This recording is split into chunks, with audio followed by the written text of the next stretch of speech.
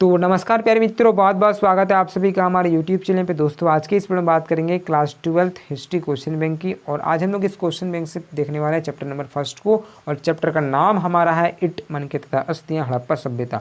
दोस्तों इस चैप्टर से जितने भी महत्वपूर्ण प्रश्न बनेंगे सभी प्रश्नों को देखेंगे और हर एक चीज़ों को बारीकी से समझने का प्रयास भी करेंगे दोस्तों, ठीक है। इसमें क्वेश्चन का आंसर दिया होगा क्वेश्चन बैंक में, लेकिन आपको आंसर देने से नहीं होगा, आपको चीज़ों को समझना भी होगा। इसलिए मैं बारीकी से आपको हर एक चीज़ों को समझाते चलूंगा दोस्तों, ठीक है। तो बिना देर के वीडियो को स्टार्टिंग करते हैं। देखते हैं आज का पहला प्रश्न। और पहला जो क्वेश्चन आप सभी का पूछा गया दोस्तों कि भारतीय पुरातत्व का पिता किसे कहा जाता है। दोस्तों भारतीय पुरातत्व का जो पिता कहा जाता है वो कहा जाता है अलेक्जेंडर कनिंघम को। तो ऑप्शन नंबर जो एक दिखाई दे रहा है आप सभी का अलेक्जेंडर कनिंघम, वो आपका सही सा उत्तर होता है दोस्तों, ठीक है। याद रखिए क्वेश्चन इंपॉर्टेंट है, ठीक है। चलिए दूसरा प्रश्न देखते हैं। दूसरा जो प्रश्न आप सभी का पूछा गया कि हड़प्पा सभ्यता में सर्वप्रथम किस स्थल की खोज की गई थी। दोस्तों हड़प्पा सभ्यता में सबसे पहला जो खोज किया गया था वो हड़प्पा का खोज किया गया था। तो ऑप्शन जो बी दिखाई दे रहा है आपका हड़प्पा, वो आपका सही सा उत्तर होता है, ठीक है दोस्तों। अगर हड़प्पा का नहीं होता यहाँ पे, अगर कहीं और जगह का खुदाई होता तो सब उस सभ्यता का नाम भी उसी के आधार पर पड़ता। तो सबसे पहले हड़प्पा में हुआ तो इस सभ्यता का नाम हड़प्पा सभ्यता पड़ गया। कहीं और खुदाई होता तो कोई और सभ्यता का नाम पड़ता है दोस्तों, ठीक है। तो हड़प्पा सही से उत्तर आपका ऑप्शन नंबर 2 हो जाता है। तीसरा प्रश्न देखेंगे। तीसरा जो प्रश्न आप सभी का पूछा गया दोस्तों कि हड़प्पा सभ्यता के किस नगर में दुर्ग दीवार से घिरा हुआ नहीं है, ठीक है। जो दुर्ग है वो दीवार से घिरा हुआ नहीं है, वो आपका लोथल में नहीं है दोस्तों, ठीक है। तो ऑप्शन नंबर जो 3 दिखाई दे रहा है आप सभी का लोथल, वो आपका सही सा उत्तर हो जाता है दोस्तों, ठीक है। चलिए चौथा प्रश्न देखने का प्रयास करेंगे हम सभी दोस्तों।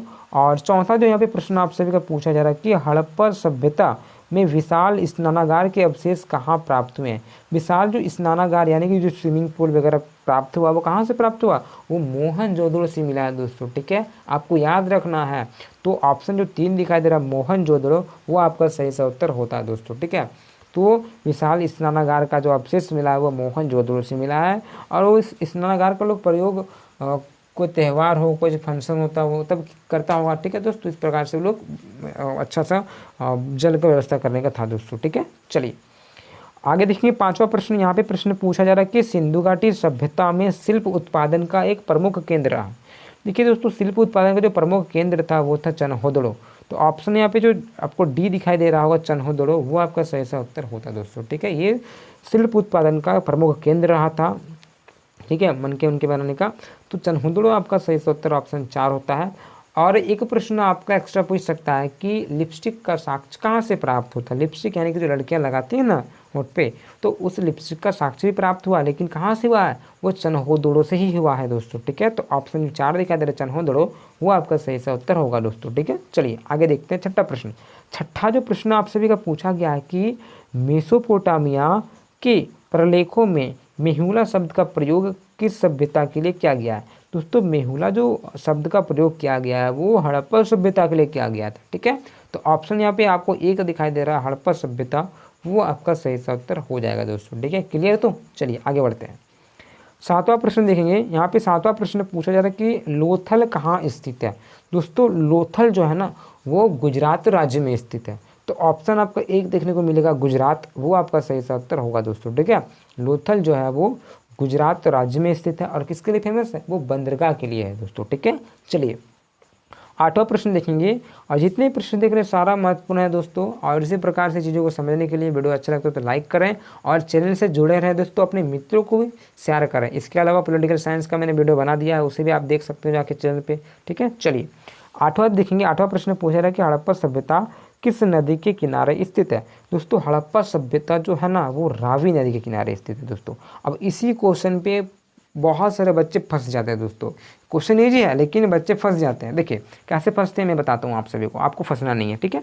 यहाँ पे क्वेश्चन पूछा गया कि हड़प्पा सभ्यता किस नदी के किनारे स्थित है। ऑप्शन दिया हुआ रावी, सिंधु, भभुआ, इनमें से कोई नहीं।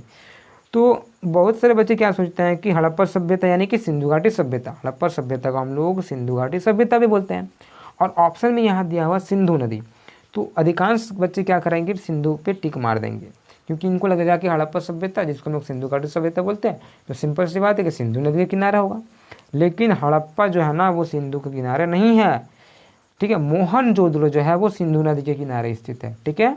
तो अगर हड़प्पा पूछा जाए तो हड़प्पा जो है वो रावी नदी के किनारे स्थित है। तो ऑप्शन जो एक दिखाई दे रहा वो आपका सही सा उत्तर होता है दोस्तों। ठीक है, अब आपको फंसना नहीं है। चलिए, हाँ, मोहनजोदड़ो जो है वो सिंधु नदी के किनारे स्थित है। 9वां प्रश्न देखते हैं। 9वां प्रश्न यहाँ पे पूछा गया कि सिंधु घाटी के निवासियों को सोना कहाँ से प्राप्त होता था। दोस्तों, ये लोग जो सोना प्राप्त करते थे वो दक्षिण भारत से क्या करते थे। दक्षिण भारत यानी कि जो कर्नाटक आप देख पा रहे होंगे वो आपका सही सा उत्तर होगा दोस्तों। ठीक है, कर्नाटक आपका सही सा उत्तर होगा दोस्तों। समझ गया ना। चलिए 10वां देखते हैं। 10वां प्रश्न यहाँ पे पूछा गया आप सभी का कि हड़प्पा सभ्यता में बंदरगाह का प्रमाण कहाँ से मिलता है। दोस्तों, बंदरगाह का प्रमाण आपका लोथल से मिलता है। लोथल गुजरात में स्थित है, आपको मैंने ऊपर बताया। तो ऑप्शन यहाँ पे जो एक दिखाई दे रहा है लोथल, वो आपका सही सा उत्तर होगा दोस्तों बंदरगाह के लिए दोस्तों। ठीक है, चलिए 11वां प्रश्न यहाँ पे पूछा जा रहा है कि हड़प्पा सभ्यता का किस देश के साथ व्यापारिक संबंध नहीं था। इनमें 4 ऑप्शन दिया हुआ दोस्तों, जिसमें से आपको बताना है कि व्यापारिक संबंध नहीं था। देखिए, मेसोपोटामिया से था ही, ईरान से भी था, अफगानिस्तान से भी था, लेकिन चीन से नहीं था दोस्तों। तो ऑप्शन यहाँ पे जो 4 दिखाई दे रहा है चीन, वो आपका सही सा उत्तर होगा दोस्तों। ठीक है, अब आगे देखेंगे प्रश्न को। यहाँ पे आपका 12वां प्रश्न है। 12वां प्रश्न क्या प्रश्न पूछा जा रहा है कि जूते हुए खेत का प्रमाण कहाँ से मिलता है। दोस्तों, जूते हुए खेत का जो साक्ष्य प्रमाण मिलता है वो मिलता है कालीबंगा से। कालीबंगा ऑप्शन नंबर यहाँ पे जो 3 दिखाई दे रहा है आप सभी का, वो आपका सही सा उत्तर होगा दोस्तों। और कालीबंगा जो है ना दोस्तों, वो आप सभी का राजस्थान राज्य में पड़ता है दोस्तों। ठीक है, राजस्थान राज्य के हनुमानगढ़ जिले में ये आपका कालीबंगा पड़ता है। कालीबंगा, पीलीबंगा, इस प्रकार से। ठीक है, 2 जगह है, तो कालीबंगा आपका सही सा उत्तर होगा दोस्तों। ठीक है, चलिए, और यहाँ पे 13वां प्रश्न यहाँ पे पूछा गया है कि हड़प्पा वासियों को राजवर्त मणि कहाँ से प्राप्त होता था। तो ये शत्रुघ्न से प्राप्त करते थे दोस्तों। ठीक है, तो ऑप्शन यहाँ पे जो आपको 3 दिखाई दे रहा है वो आपका सही सा उत्तर होगा दोस्तों। ठीक है, ये भी प्रश्न महत्वपूर्ण है, इसे भी आप ध्यान में रखिए दोस्तों। और यहाँ पे 14वां प्रश्न आप सभी का पूछा गया है कि क्षेत्रफल के अनुसार सिंधु घाटी सभ्यता का सबसे बड़ा नगर कौन सा है। क्षेत्रफल के अनुसार अगर बात करूँ मैं सिंधु घाटी सभ्यता के नगरों में, तो सबसे बड़ा नगर है मोहनजोदड़ो। सबसे बड़ा कौन है दोस्तों, मोहनजोदड़ो। तो ऑप्शन जो यहाँ पे 2 दिखाई दे रहा है मोहनजोदड़ो, वो आप सभी का सही सा उत्तर होगा दोस्तों। ठीक है, 125 हेक्टेयर इस प्रकार से उसका क्षेत्र है दोस्तों। ठीक है, चलिए देखिए 15वां प्रश्न देखेंगे दोस्तों। यहाँ पे 15वां प्रश्न पूछा गया कि हड़प्पा सभ्यता की लिपि का मुख्य विशेषता क्या थी। ठीक है, तो दोस्तों हड़प्पा सभ्यता की जो लिपि है ना, वो दाएं से बाईं ओर लिखी जाती थी दोस्तों। ठीक है, जो ये लिपि है ना, वो दाईं ओर से बाईं ओर लिखी जाती थी। तो ऑप्शन जो आपका 1 दिखाई दे रहा है वो आपका सही सा उत्तर होता है दोस्तों। ठीक है, और ये जो लिपि थी वो भाव चित्रात्मक लिपि थी, और अभी तक उसमें अभी पढ़ा नहीं गया है क्लियरली कि क्या लिखा है क्या नहीं। ठीक है, तो इस प्रकार से आपका जो ऑब्जेक्टिव वाला क्वेश्चन होता है वो आपका क्लियर हो जाता है। अब देखने वाले हैं हम लोग अति लघुत्तर प्रश्नों को दोस्तों। ठीक है, तो ये भी प्रश्न महत्वपूर्ण है, इसी भी हम लोग इग्नोर नहीं कर सकते हैं, तो फटाफट इन्हें भी देख लेते हैं। और बच्चे आप सभी क्या करें, अपने मित्रों के साथ शेयर करें और चैनल को सब्सक्राइब कर लें दोस्तों। ठीक है, देखते हैं आगे प्रश्नों को। यहाँ पे फर्स्ट क्वेश्चन आप सभी का पूछा गया दोस्तों कि हड़प्पा सभ्यता को कांस्य युगीन सभ्यता क्यों कहा जाता है। देखिए दोस्तों, हड़प्पा सभ्यता को हम लोग कई नामों से जानते हैं। हड़प्पा सभ्यता को हम लोग हड़प्पा सभ्यता बोलते हैं, सिंधु घाटी सभ्यता बोलते हैं, शहरी सभ्यता, इसको लोग फिर नगरीय सभ्यता बोलते हैं, प्रथम नगरीय सभ्यता बोलते हैं, कांस्य युगीन सभ्यता बोलते हैं, यानी कि 4-5 नाम से इसको हम लोग जानते हैं दोस्तों। ठीक है, आपको याद रखना। तो इसे कांस्य युगीन सभ्यता क्यों बोलते हैं, कांस्य युगीन सभ्यता बोलते हैं, लेकिन क्यों बोलते हैं वो आपको उत्तर में बताना दोस्तों। ठीक है, तो मैं आपको डाउट को क्लियर करता हूँ।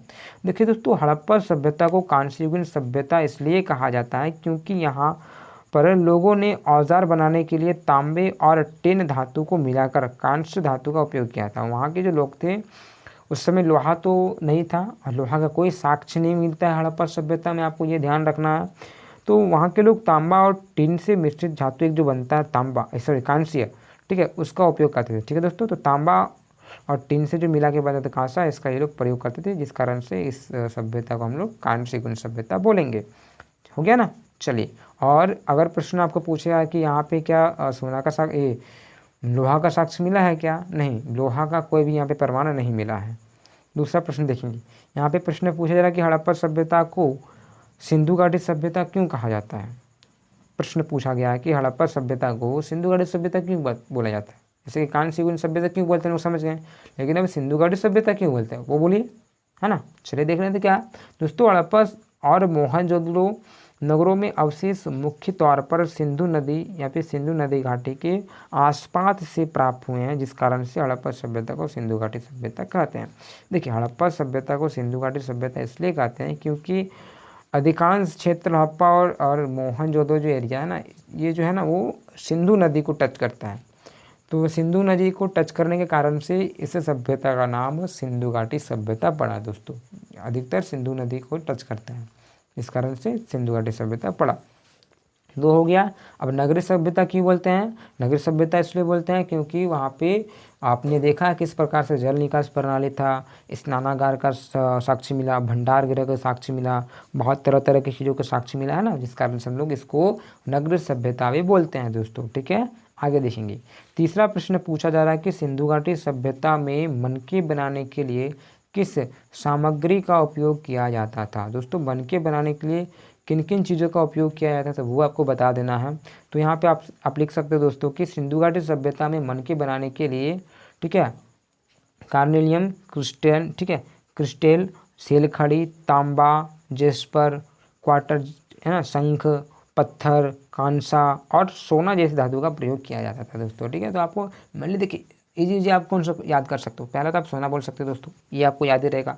कांसा बोल सकते हो दोस्तों, पत्थर बोल सकते हो दोस्तों, शंख बोल सकते हो, ठीक है, तांबा बोल सकते हो, सेलखड़ी बोल सकते हो। उसके बाद मिक्सिंग करके आप लिख सकते हैं। पाँच चीज़ आपको याद रखना है, जैसे कि सेलखड़ी, तांबा, सोना, कांसा, पत्थर, शंख, ये सब याद कीजिए। फिर क्वार्टर जे, इस प्रकार से आप लोग बोल सकते हो। ठीक है, तो ये भी आप ध्यान में रखिए दोस्तों। ठीक है, चलिए आगे देखेंगे।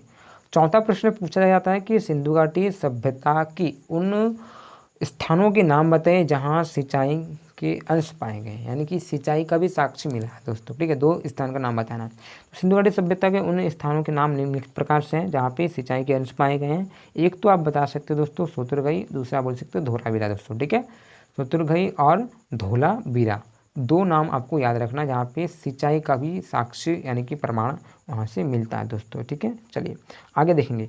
पांचवा प्रश्न आप सभी का पूछा गया दोस्तों कि हड़प्पा सभ्यता के लोगों के व्यापारिक संपर्क किन किन देशों से थे? यानी कि हड़प्पा सभ्यता जो एक अच्छा नगरीय सभ्यता था और इसमें व्यापार भी हुआ करता था, तो व्यापार भारत के अलावा और किन किन देशों से हुआ करता था वो आपको बताना है दोस्तों। हड़प्पा सभ्यता के लोग के व्यापारिक संपर्क मेसोपोटामिया से था, ओमान से था, ठीक है, बहरीन से था, ईरान से था, आदि इन देशों से वो संपर्क बनाया हुआ था और व्यापार भी होता था दोस्तों। ठीक है, चलिए छठा प्रश्न पूछा गया कि हड़प्पा सभ्यता जो है ना, तो हड़प्पा वासी तांबा और सोना कहाँ से प्राप्त करते थे? तो हड़प्पा वासी जो हड़प्पा सभ्यता के लोग थे वो लोग तांबा और सोना कहाँ से प्राप्त करते थे दोस्तों? तो मैं आपको बताने का प्रयास कर रहा हूँ। हड़प्पा वासी जो है ना, राजस्थान की खेतड़ी से तांबा कहाँ से प्राप्त करते थे दोस्तों? खेतड़ी से। और खेतड़ी कहाँ पर पड़ता है? राजस्थान। और सोना कहाँ से प्राप्त करते थे? मैंने आपको ऊपर बताया, तो दक्षिण भारत से सोना प्राप्त करते थे दोस्तों। ठीक है, तो तांबा प्राप्त करते थे राजस्थान की खेतड़ी से और सोना प्राप्त करते थे आप लोग वहाँ क्या बोले थे, दक्षिण भारत के कर्नाटका से। ठीक है दोस्तों, कर्नाटका से सोना और तांबा खेतड़ी से। क्लियर? तो चलिए सातवां देखते हैं। सातवां प्रश्न पूछा जा रहा है कि किस पुरास्थल को हड़प्पा सभ्यता की सबसे बड़ी बस्ती मानी जाती है? ठीक है, तो सबसे बड़ी बस्ती तो मोहनजोदड़ो को मानते हैं, आपको पता ही होगा। पाकिस्तान के सिंध प्रांत के लरकाना जिले में स्थित मोहनजोदड़ो को हड़प्पा सभ्यता की सबसे बड़ी बस्ती मानी जाती है दोस्तों। ठीक है, जो मोहनजोदड़ो है वो वर्तमान के जो पाकिस्तान आप देख पा रहे होंगे, पाकिस्तान के सिंध प्रांत के लरकाना जिले के अंदर, कौन सा जिला? लरकाना जिला के अंदर मोहनजोदड़ो को सबसे बड़ा बस्ती या तो फिर नगर माना जाता है दोस्तों। ठीक है, और मोहनजोदड़ो का क्षेत्रफल 125 हेक्टेयर है दोस्तों, आपको याद रखना है कितना? 125 हेक्टेयर। क्लियर? चलिए आठवां देखेंगे। आठवां प्रश्न पूछा गया कि हड़प्पा सभ्यता कहाँ कहाँ विकसित हुई? देखिए दोस्तों, हड़प्पा जो सभ्यता है ना वो कहाँ कहाँ विकसित हुई आपको बताए थे। वो उसका जो आकार है वो त्रिभुजाकार है ना, वो आपका भारत को टच करता है, भारत को उत्तर प्रदेश, ऊपर में जम्मू कश्मीर मानदा है ना, दहिमाबाद, इस प्रकार से। तो हड़प्पा सभ्यता पाकिस्तान, ठीक है, दक्षिण अफगानिस्तान, गुजरात, राजस्थान, पंजाब, हरियाणा, ठीक है, पश्चिम उत्तर प्रदेश, इस प्रकार के क्षेत्र में वो विकसित था दोस्तों। ठीक है, तो अधिकांश जो पश्चिम वाला भाग हमारा पड़ता है भारत का, वहाँ पे फैला हुआ था। जैसे कि हम लोग बोल सकते हैं गुजरात में, राजस्थान में, पंजाब में, हरियाणा में उत्तर प्रदेश का कुछ जो था क्षेत्र आप सभी का, फिर पाकिस्तान अफगानिस्तान तो वो तो है ही। ठीक है, चलिए 9वां प्रश्न देखेंगे। 9वां प्रश्न पूछा गया कि हड़प्पाई लिपि की 2 मुख्य विशेषता बताएं। तो हड़प्पा सभ्यता की जो लिपि थी उसकी 2 विशेषता बताना आपको, तो आप आसानी से बता सकते हो दोस्तों। पहला चीज़ आप बता सकते हो दोस्तों कि हड़प्पा लिपि को आज तक पढ़ने में सफलता नहीं प्राप्त की जा सकी है। ठीक है, यद्यपि निश्चित रूप से यह वर्णमालीय नहीं है, क्योंकि वर्णमाला के प्रत्येक चिन्ह एक स्वर या फिर एक व्यंजन होता है दोस्तों। ठीक है, इसको होता है, इस कारण से भी अगर देखिए अगर ये वर्णमाला में होता तो अभी तक हम लोग पढ़ लेते, क्योंकि इसमें स्वर या तो व्यंजन से लिखा गया तो हम लोग पढ़ लेते, सिंपल सी बात है, लेकिन अभी तक इसको पढ़ा नहीं गया है दोस्तों। ठीक है, एक चीज़ हो गया। दूसरा आप लिख सकते हो दोस्तों कि यह लिपि दाएं से बाएं और लिखी जाती थी, क्योंकि दाएं और अधिक अंतराल है जबकि बाएं और कम जगह होता है दोस्तों। ठीक है, तो ये आप 2 चीज़ लिख सकते हो। बात करेंगे 10वां प्रश्न की दोस्तों, और यहाँ पे 10वां जो प्रश्न पूछा जाता है कि चनहदड़ों के लोगों के शिल्प कार्यों के नाम लिखे। ठीक है, तो चनहदड़ों में जो शिल्पकला वो लोग करते थे वो क्या क्या करते थे, क्या क्या बनाते थे वो बताना है। चनहदड़ों के लोग शिल्प कार्य के लिए मनके बनाना, शंख की कटाई करना, धातु कर्म, मोहर का निर्माण करना, बाट बनाना आदि काम किया करते थे दोस्तों। ठीक है, तो इस प्रकार से आपका 10वां जो प्रश्न है वो आपका समाप्त होता है। और ये जो चैप्टर फर्स्ट था हमारा इट मनके तथा अस्थियां हड़प्पा सभ्यता, यहाँ से जितने भी प्रश्न बने वो हम लोग देखने का प्रयास कर लिए। इसके बाद और भी जो बड़ा प्रश्न है वो हम लोग बाद में देखेंगे, अभी हम लोग इतना ही रहने देते हैं, काफ़ी है, क्योंकि थोड़ा थोड़ा ही करके हम लोग को पढ़ना है दोस्तों। ठीक है, तो आप चैनल से जुड़े रहें, आपको टेंशन लेना नहीं है, सारा का सारा तैयारी आपको चैनल के माध्यम से करवाया जाएगा। प्रीवियस ईयर क्वेश्चन हो, इंपॉर्टेंट क्वेश्चन हो, मेरे द्वारा जो क्वेश्चन सेट किया है उसी में मैं आपको बताऊंगा, सिर्फ आप चैनल से जुड़े रहें दोस्तों। ठीक है, पिछले साल की तरह इस साल भी आप सभी को अच्छा से अच्छा अंक प्राप्त करना है, ताकि आपको और आपके परिवार को भी खुशी हो। यही हमारा लक्ष्य है दोस्तों, प्रयास भी है, इसीलिए चैनल से जुड़े रहे दोस्तों, अपने मित्रों के साथ शेयर करें। हम लोग दूसरे बड़े मिलते हैं, तब तक दूसरे बड़े मिलते हैं। जय हिंद, जय भारत।